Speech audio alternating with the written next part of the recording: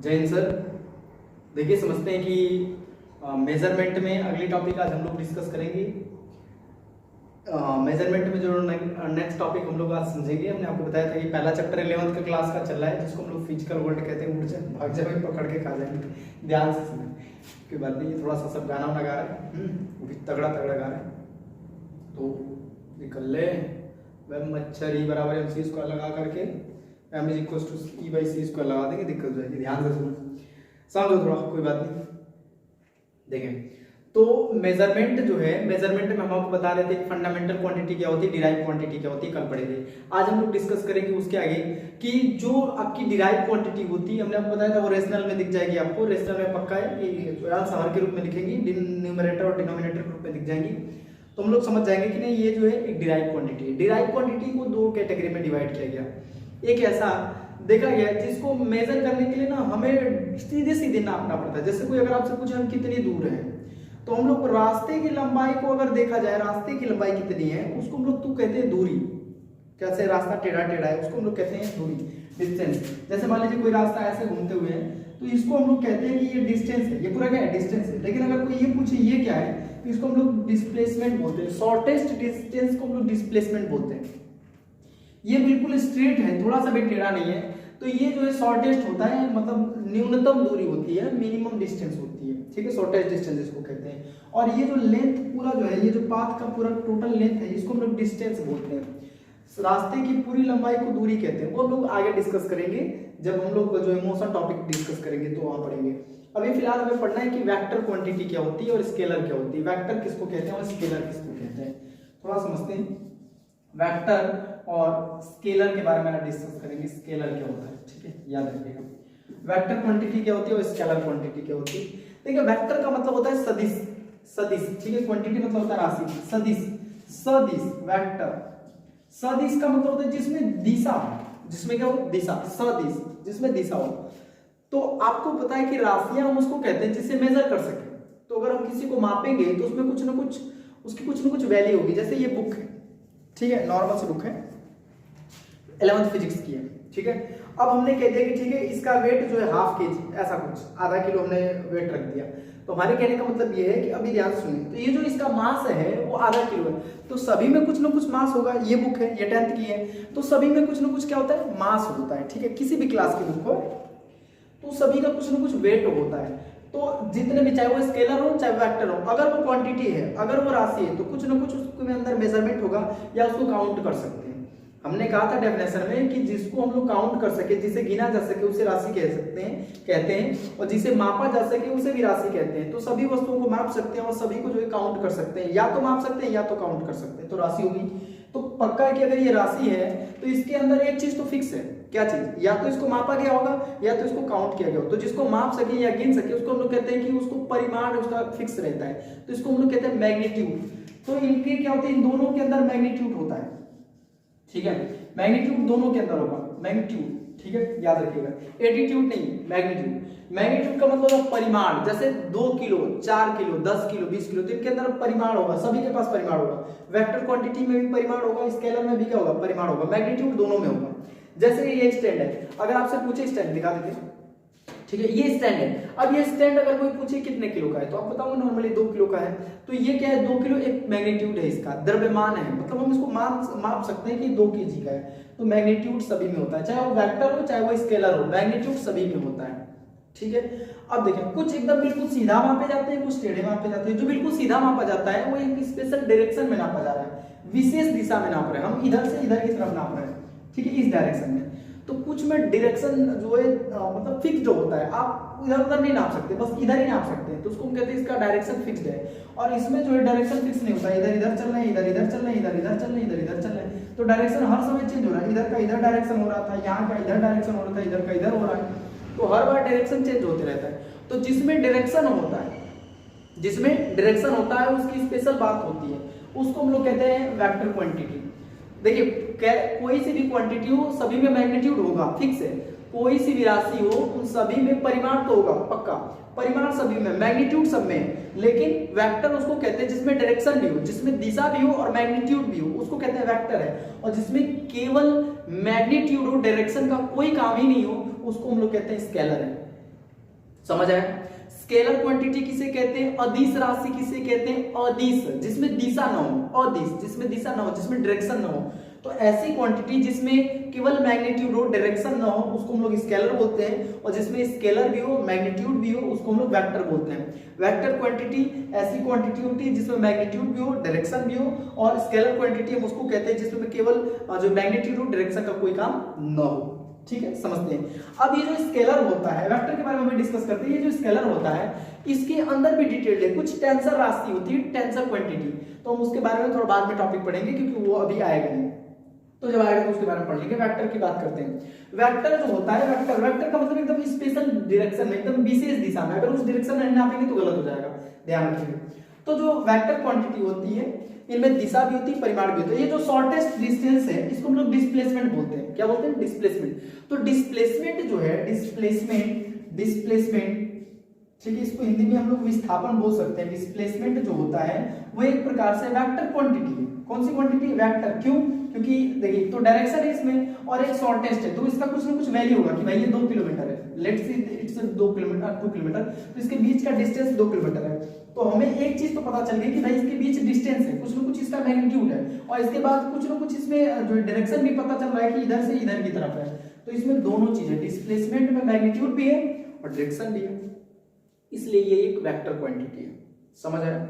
ठीक है। अब देखिए, जितने भी डिस्प्लेसमेंट से बनते हैं, किससे बनते हैं? डिस्प्लेसमेंट से। डिस्प्लेसमेंट से जो भी बनेंगे, ध्यान सुनिएगा, वेक्टर है और एक स्केलर से। आपको याद रखना, आप समझिए, v बाई टी, ये एक रूल है, अधिकतम लगभग 95% तक एप्लीकेबल है।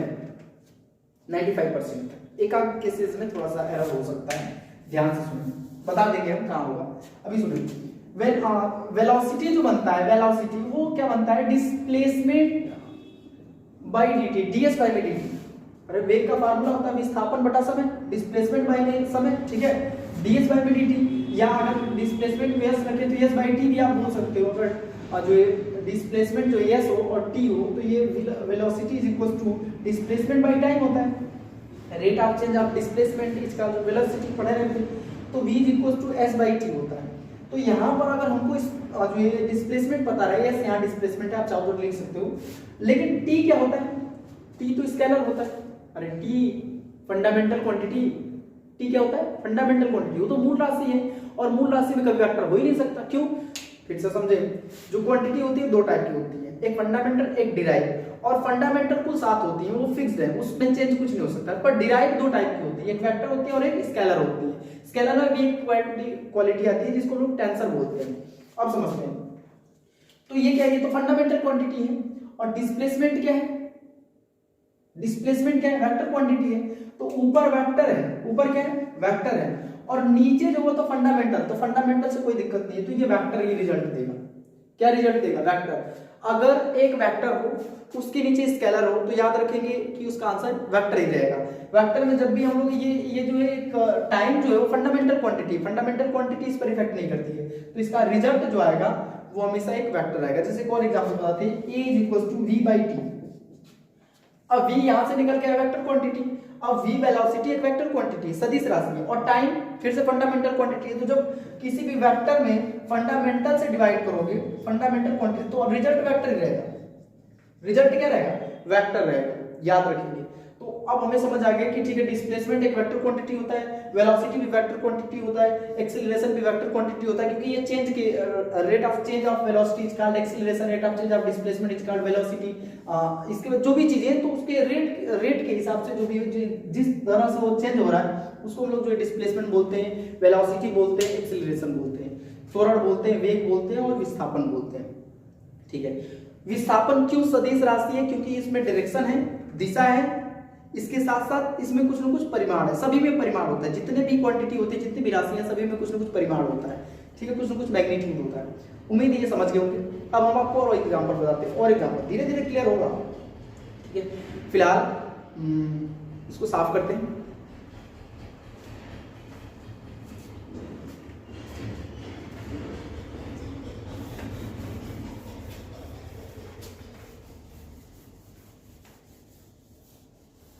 ठीक है, अब थोड़ा समझते हैं। देखिए, अभी आपको पता है, अगर फार्मूले याद है तो ठीक है। Force is equal to mass into acceleration. Mass क्या है? Fundamental quantity. अभी बताए फंडामेंटल कभी भी वेक्टर से प्रोडक्ट करेंगे, मल्टीप्लाई करेंगे तो हमेशा रिजल्ट वेक्टर ही रहेगा।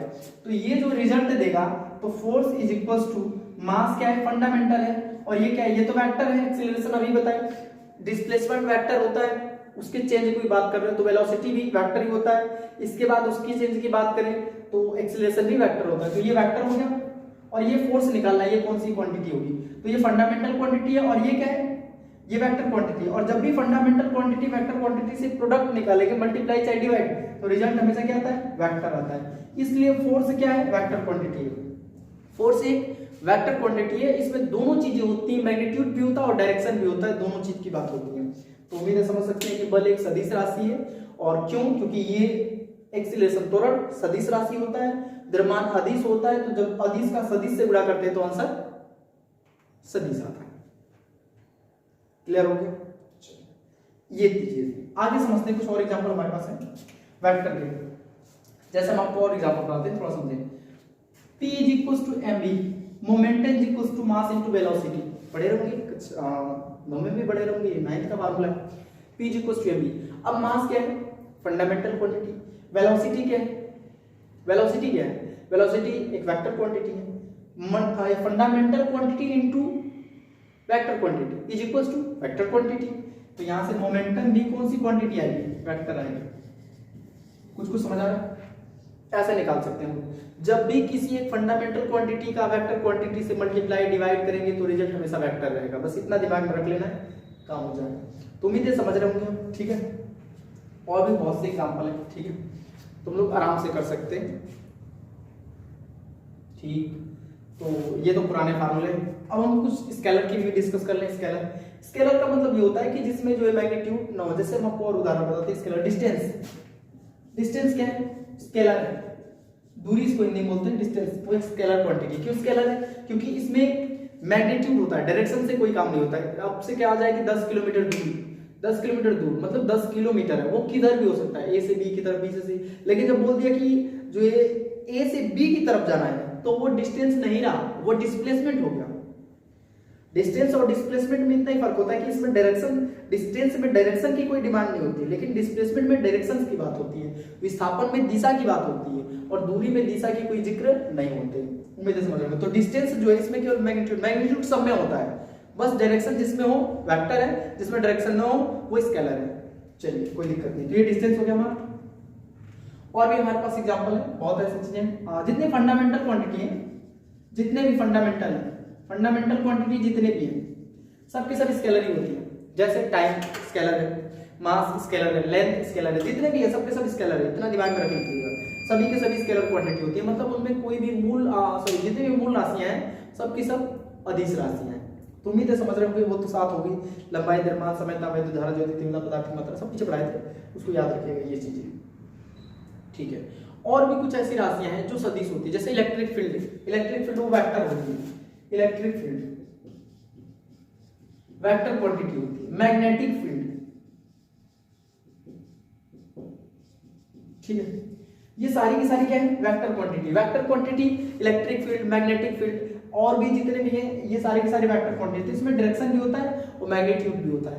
पर इसमें लंबाई हो गया, लेंथ ले लीजिए, टाइम ले लीजिए, मास ले लीजिए, जो भी चीजें हैं इनमें कोई भी डायरेक्शन नहीं होता, इसलिए स्केलर है। वर्क भी आपकी W कार्य, W is equal to force into displacement. हाँ, यहां पर सवाल मजा आएगा। एक ये एक्सेप्शंस में लोग कहते हैं, ठीक है। तो इस पर कभी जब वर्क वाली बात आएगी ना, कार्य, तो उसमें थोड़ा डिटेल्ड बात करेंगे, क्योंकि तब तक आपको वेक्टर वगैरह सब पता चल जाएगा कि वेक्टर क्या होता है, स्केलर क्या होता है। वेक्टर एक चैप्टर है, तो पूरा डिटेल्ड जब पता चल जाएगा आपको वेक्टरों का क्रॉस प्रोडक्ट क्या होता है, डॉट प्रोडक्ट क्या होता है, तो आपको समझ आ जाएगा और मजा आ जाएगा। लेकिन आप फिलहाल यहाँ याद रखें, ये तो वेक्टर क्वांटिटी है और ये भी वेक्टर क्वांटिटी है। और जब दो वेक्टरों का क्रॉस हो रहा है तो यहाँ स्केलर रिजल्ट देता है। ये रिजल्ट क्या देता है? स्केलर। वर्क जो होता है वो स्केलर है। वर्क कौन सी है? स्केलर है, स्केलर क्वांटिटी है। अदिश राशि है। कार्य कौन सी राशि है? अदिश राशि है। तो थोड़ा ध्यान रखेंगे, ये इंपॉर्टेंट है, ये एक्सेप्शंस नहीं है। जब हम आपको बताएंगे दो वेक्टरों का प्रोडक्ट कैसे निकालते हैं, क्रॉस प्रोडक्ट, डॉट प्रोडक्ट, तो आपको समझ आ जाएगा कि एक्चुअल में ये कैसे हो रहा है। फिलहाल आप इसको दिमाग में सेव रखें कि कार्य जो होता है वो एक अदिश राशि होती है, बाकी फोर्स सदिश है, विस्थापन भी सदिश है, दोनों सदिश है, दोनों के क्रॉस से जो रिजल्ट बना है वो एक अदिश है, ध्यान रखें। देखिए एक आप पढ़ेंगे कि हमने इसके ऑप्शन बोल दिया कि फोर्स इज इक्वल टू जो है आपने फार्मूला पढ़ा होगा W is equal to F into S, ठीक है, ये स्केलर है, जबकि ये जो टाउ होता है ये इन दोनों के वेक्टर से बनता है, tau is equal to vector F into vector D, लेकिन ये वेक्टर होता है, ये क्या होता है, वेक्टर होता है।